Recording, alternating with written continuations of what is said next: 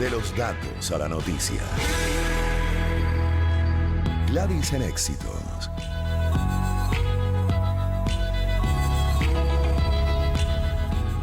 En esta primera hora nacional, en el segmento Estrategia de Convergencia, tenemos a quien es politólogo, doctor en Ciencias Políticas de la Universidad Central de Venezuela. Es decano de Estudios Jurídicos y Políticos de la UNIMED. Me refiero al doctor Guillermo Tell Aveledo. Buenas tardes y bienvenido. Muy buenas tardes, Gladys. Muchos saludos a todos.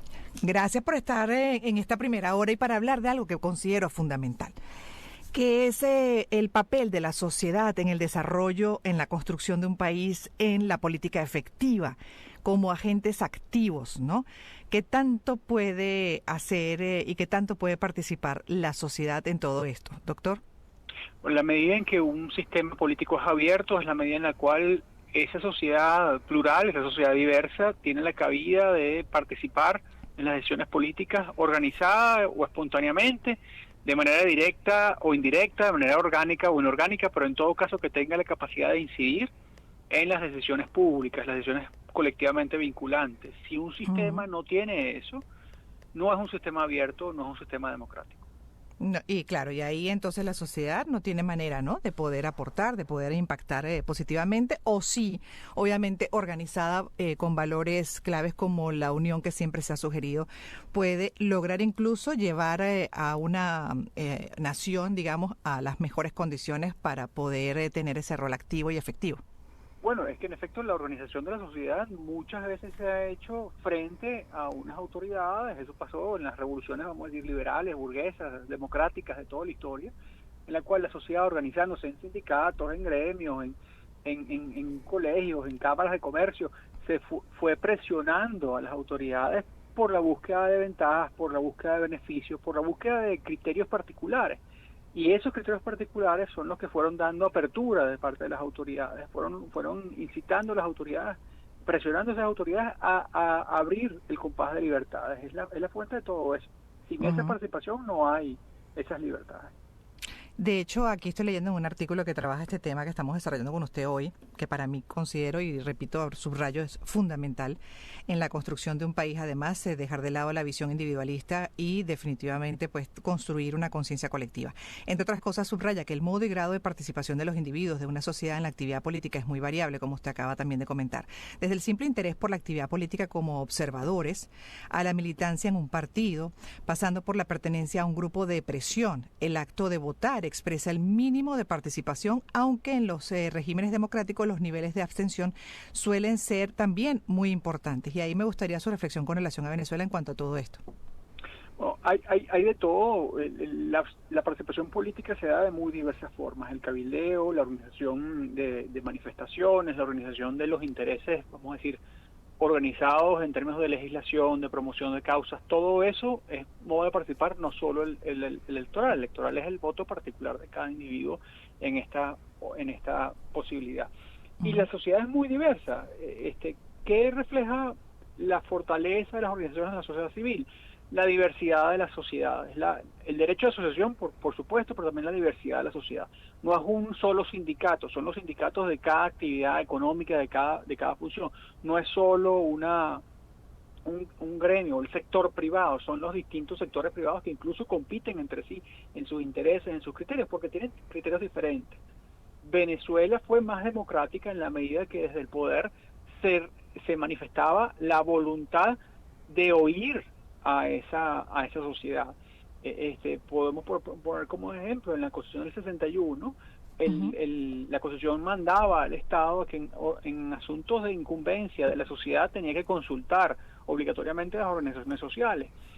Empezó por lo económico, pero se multiplicó hacia todos los aspectos. Eso es algo que pasó en nuestra historia, y la diversidad de organizaciones sociales, académicas, culturales, económicas que hay en la sociedad venezolana hoy vigentes dependen, por supuesto, de ese derecho de asociación, pero también de la diversificación de la propia sociedad. Tratar de borrarlas arbitrariamente desde arriba, pues obviamente refleja es un mal síntoma para la sociedad. Pero sí se puede, como dice usted, desde arriba, contener, por ejemplo, a una sociedad que trabaje valores esenciales como la empatía, la unión, ese trabajo en equipo mancomunado, que yo lo estoy sintiendo además en el caso de Venezuela. ¿Eso se puede contener cuando se logra esa fuerza tan contundente, doctor? Se puede tratar de hacer, pero entonces va a ser una sociedad incompleta, va a ser una sociedad imperfecta, va a ser una sociedad poco diversa. Y la sociedad coge su vida, es como el agua, ¿no? La sociedad va cogiendo los caminos que va gestándose ella misma. La consecución de los derechos sociales y económicos no es realmente una concesión desde el poder, históricamente hablando, sino también un logro de la presión social en ese sentido. Es que debería ser incluso más bien al revés, ¿no? Que la política pública básicamente surja de la base, sobre la base, en consulta con la base. Esa es la idea. Las bases que en sí mismas no son uniformes, no son sino diversas. Hay diversidad de criterios, hay diversidad de pareceres y hay diversidad de intereses. Aceptar esa diversidad de intereses es lo que un Estado democrático ha de hacer. Exacto. Y ahora, con relación a la devaluación de ciertos términos, conceptos, incluso puesta en práctica, por ejemplo, usted mencionaba lo de los sindicatos, pero también podemos hablar de los partidos políticos. Son esenciales y un poco lo que se ha buscado también todo este tiempo dentro de ese desgaste y esa devaluación es rescatar esas figuras, ¿no? Esas estructuras también dentro de lo que acaba de describir y muy completo. Entonces, en ese caso, hoy en día, ¿qué refleja la sociedad venezolana? Porque la ves muy activa, ¿no? Pero ¿hasta qué punto puede volver otra vez a ese cauce de conceptos como los sindicatos, conceptos como los partidos políticos, esa pluralidad de los partidos políticos? Los efectos de la autoridad estatal sobre esas organizaciones, por supuesto, hacen mella en su despliegue concreto. Pues si tú no las consideras legítimas, por supuesto dificultas su operatividad. Ahora también está la demanda de la propia sociedad en ese sentido, y la sociedad es la que tiene que darse su lugar y darse su puesto. Y yo veo una sociedad venezolana que está muy sana en términos de esos valores, muy sana en su claridad con respecto a esos valores, y que bueno, coge camino, como felizmente hará en el futuro. De hecho, a mí me llama mucho la atención, doctor, y por eso me gustaría también, y lo tenemos justamente para analizar lo que ha sido el comportamiento social, porque cuando se ha pensado, y son varias las veces, en que supuestamente la sociedad está absolutamente desmoralizada, desmotivada, desinteresada, apartada, pues ocurre todo lo contrario. Pues evidentemente la sociedad ha manifestado en ese momento individual esa capacidad de raciocinio que es el germen de todo lo demás, en eso ha mostrado una gran salud. Podrán afectar las organizaciones, podrán afectar esos mecanismos y hay herramientas para eso. Los sistemas que se cierran tienen herramientas para eso. Sin embargo, no van a atender todos los problemas que la demanda que generan esas organizaciones, o mejor dicho, que genera a esas organizaciones, existe en la sociedad. Los problemas de la sociedad empeoran en la medida que el Estado se cierra a la sociedad. De hecho, así lo veo esta semana, está alineado justamente lo que acaba usted de comentar y un poco la observación a quienes construyen narrativas, ¿no? Lo vemos recientemente en diferentes, incluso personas vinculadas con la política o personas que están también vinculadas con otros escenarios como el entretenimiento, en fin, personas públicas que están manejando un poco el mensaje de seguir, de apelar a la resiliencia. Yo creo que al venezolano no le falta para nada, y un poco la observación que voy a hacer, y así lo veo, la resiliencia no es un tema de espíritu. Para mí es un tema de que hay que, sin duda, lograr cambios significativos dentro de la estructura política para poder avanzar en todo lo demás, para que esa resiliencia tenga resultados en el tiempo, para que no se esté arando en el mar, y eso no se puede dejar de lado, eso tiene que constantemente, protestarse y exigirse ese cambio y procurar ese cambio, además. Debe haber congruencia entre lo que se hace, lo que se dice, lo que se predica y lo que se propone, y por lo tanto es oportunidad del liderazgo social, y me refiero no solo al liderazgo político, sino a todos los que sienten que tienen algún tipo de vocería, de incidencia, de capacidad de organización, en la medida que la tengan, por supuesto, hacer bien de ese propósito. Eso es parte de su deber, eso es parte de su tarea, eso es parte de lo que debe ser su inteligencia. No hay voluntad sin organización. Y no hay resultados sin cambio, en este caso, ¿no? De esa realidad, porque la realidad es una realidad que limita, que desgasta, que a muchos tienen una situación de precariedad, y eso tiene que ser abordado urgentemente. Las realidades no cambian por sí solas.